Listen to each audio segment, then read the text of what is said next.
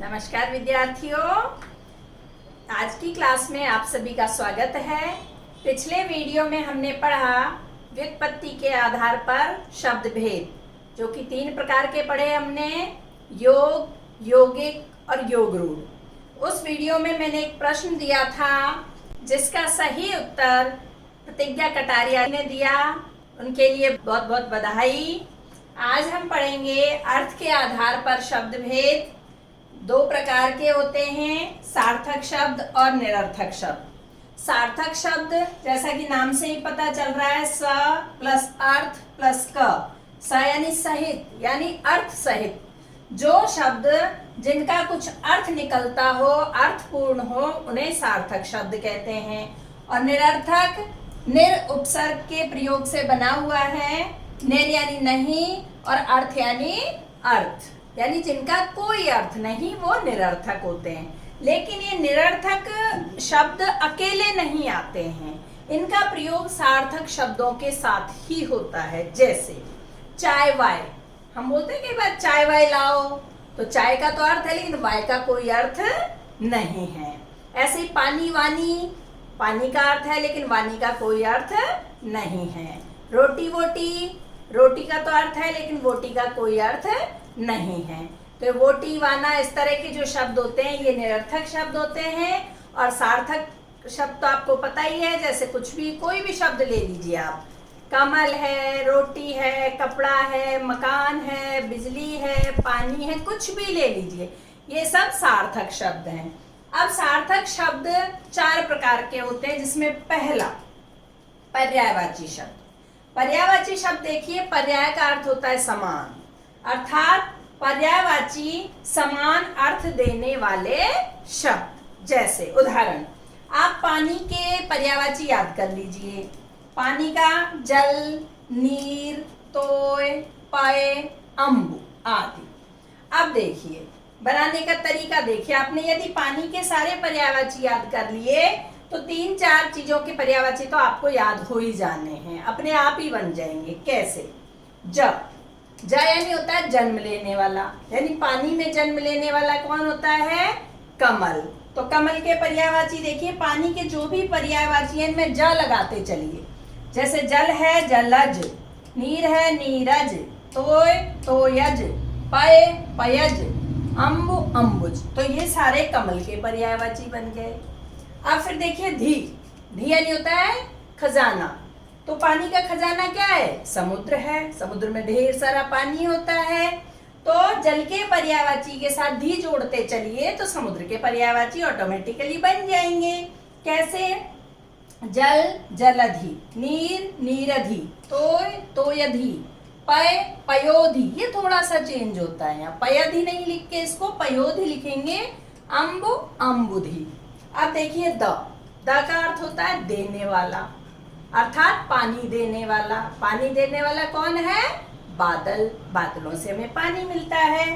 तो बादल के पर्यायवाची ठीक वैसे ही बनेंगे, द जोड़ते चलेंगे।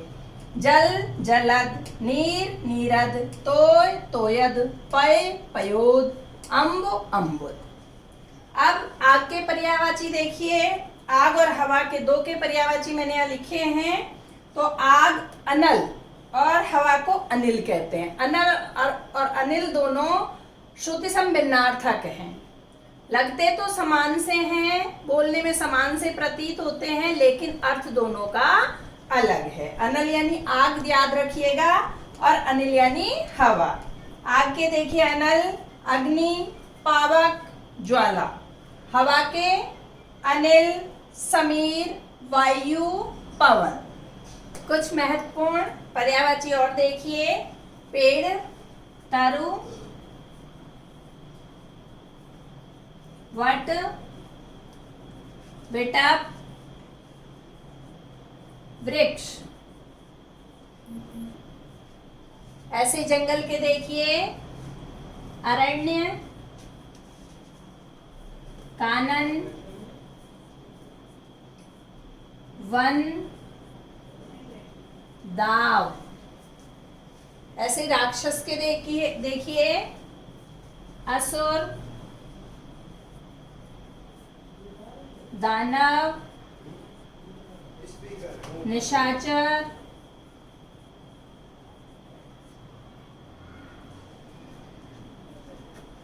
देवरी। गंगा, देव नदी, सुरसरी, भागीरथी,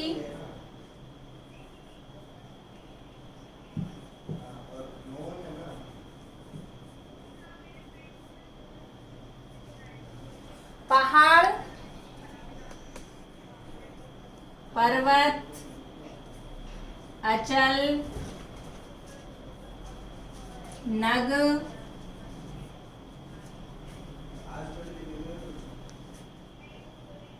गिरी। इस तरह आप याद रख सकते हैं। रात, रात के देखिए रात्रि, निशा,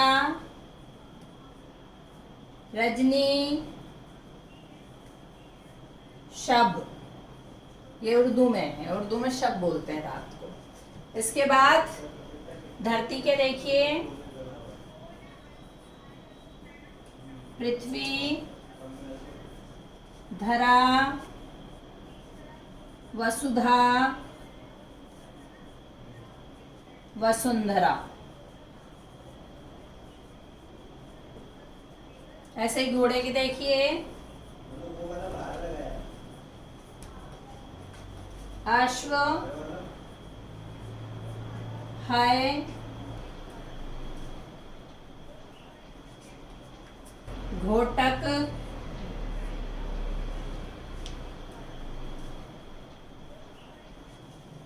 सूर्य,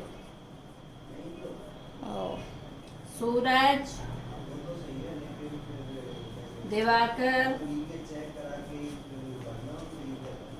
दिनकर, भास्कर।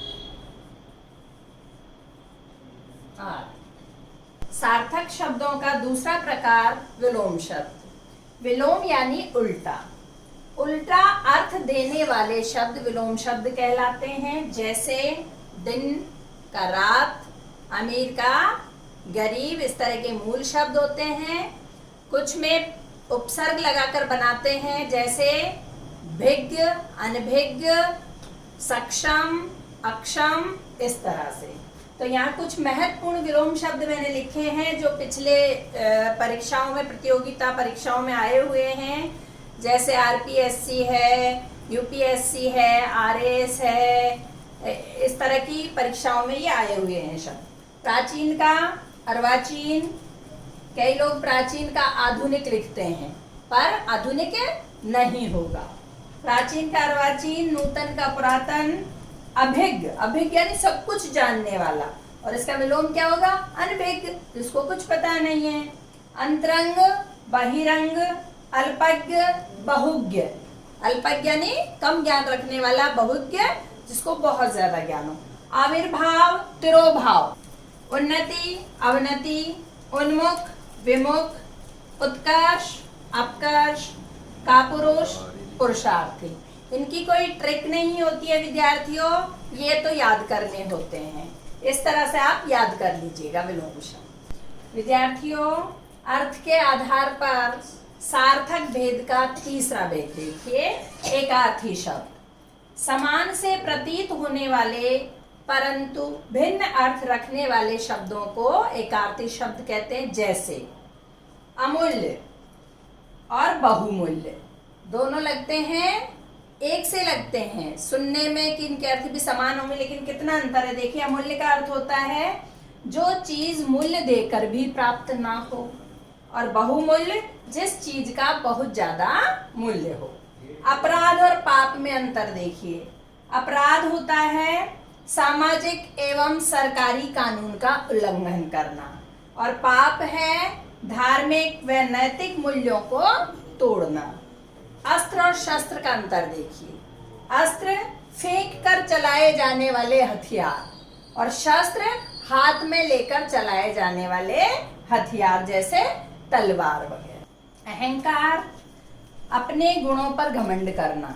अभिमान, देखिए अहंकार, अभिमान और दंभ तीनों को लोग एक साथ समझ लेते हैं कि तीनों के लगभग एक ही अर्थ हैं, जबकि काफी भिन्नता है इनके अर्थों में। देखिए अहंकार होता है अपने गुणों पर घमंड करना, अभिमान होता है अपनों को बड़ा और दूसरों को अपने से छोटा समझना, दंभ होता है कि योग्य नहीं है व्यक्ति, अयोग्य होते हुए भी खुद पर घमंड करना कि मुझे ही सब कुछ ज्ञान आता है, मुझे ही सब कुछ आता है, मैं ही ज्ञानी हूँ, बाकी सब मूर्ख हैं।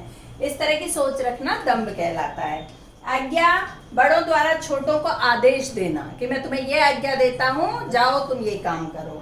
अनुमति, प्रार्थना करने पर बड़ों द्वारा दी गई सहमति को अनुमति कहते हैं। सार्थक शब्दों का चौथा प्रकार और अंतिम प्रकार, अनेकार्थी शब्द। एक शब्द के अनेक अर्थ होते हैं, जैसे अंक, अंक होता है गोद, गिनती वाली संख्या को भी अंक कहते हैं, और अध्याय या पाठ को भी अंक कहते हैं। अर्थ, अर्थ धन को भी बोलते हैं, प्रयोजन बोलते हैं, कारण और मतलब। कर, कर यानी हाथ, सूंड, टैक्स, किरण। कल, बीता हुआ दिन भी और आने वाला दिन भी कल कहलाता है। सुंदर, चैन या पुर्जा भी कल कहलाता है। गुरु, बड़ा, शिक्षक, भारी, बृहस्पति, दो मात्रा वाला स्वर भी गुरु कहलाता है। तीर, बाण, किनारा, सरोवर, निकट। ऐसे ही कृष्ण के भी अनेक अर्थ हैं। कृष्ण काला को भी बोलते हैं, वासुदेव के पुत्र का नाम भी कौवा, अंधकार आदि। मैं उम्मीद करती हूँ आज के अर्थ के आधार पर शब्द भेद आपको अच्छी तरह से समझ में आ गए होंगे। सार्थक और निरर्थक शब्द। सार्थक शब्द के 4 प्रकार मैंने आपको बताए, पर्यायवाची, अनेकार्थी, एकार्थी और विलोम शब्द। आज के मैं 2 प्रश्न छोड़ रही हूँ आपके लिए हैं ये। पहला प्रश्न, संकीर्ण का विलोम शब्द बताइए, और दूसरा प्रश्न, अकाल के 2 पर्यायवाची शब्द बताइए। इनके उत्तर आपको कमेंट बॉक्स में लिखने हैं। जिसका उत्तर सबसे पहले सबसे सही आएगा उसको मैं पिन कर दूंगी, वो सबसे ऊपर दिखाई देगा।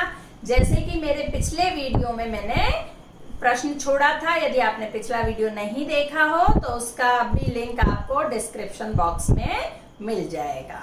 वीडियो अच्छा लगे तो लाइक जरूर करिएगा, शेयर, कमेंट और सब्सक्राइब करिए। वीडियो देखने के लिए बहुत बहुत धन्यवाद।